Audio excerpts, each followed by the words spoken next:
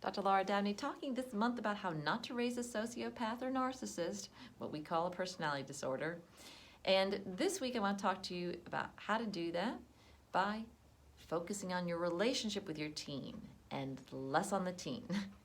So what do I mean by that? Well, if you develop a good relationship, not perfect, a good relationship with your teen, there's a high chance they're going to use that as the template for all the relationships going forward. In other words, if you have a healthy relationship, they'll end up having healthy relationships. It really is that easy. Well, it's easy in theory, not so easy in practice. So what do I mean by keeping track of your relationship with your teen? For one, acting out behavior. I think we all know that acting out behavior is damaging to relationships. So when your teen does acting out behavior, the key for you is going to be put words to it so they learn how to do that.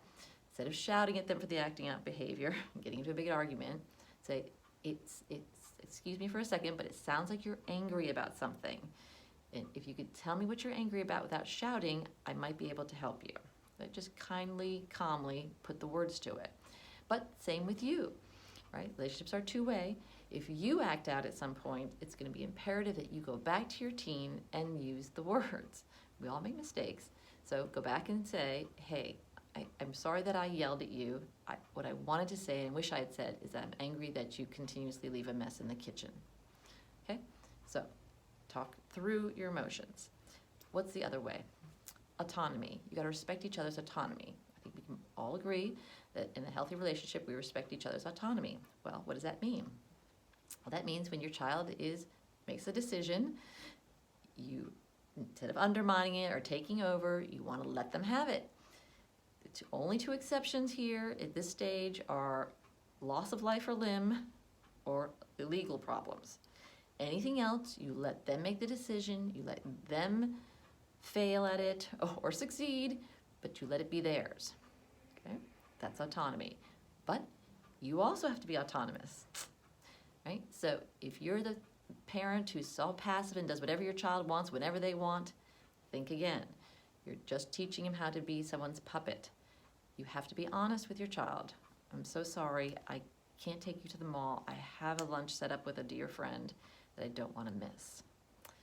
You're showing your autonomy, respecting your child's autonomy is helping the relationship. Lastly, empathy. Empathy is a huge part of relationships. You can help your teenager continue this or develop this by respecting their feelings.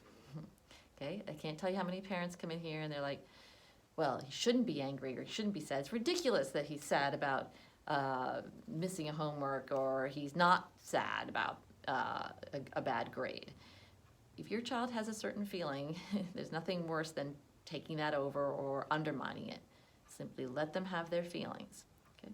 Same with you though. You have to be comfortable with your feelings, ideally through expressing them. If you're sad, a lot of parents say, I don't want to show my sadness around my child. That's ridiculous.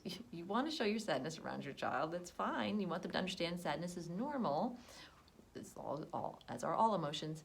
But the key is going to be not to put it on them or you want to let them know that you're going to be okay. You're sad about the dog dying and, this is grief and you'll be better in a while. Okay, so those three things will help you to keep your relationship with your child strong, which will help them have strong relationships outside the family. Of course, as always, if you have any problems with any of this, give us a call, 757-340-8800.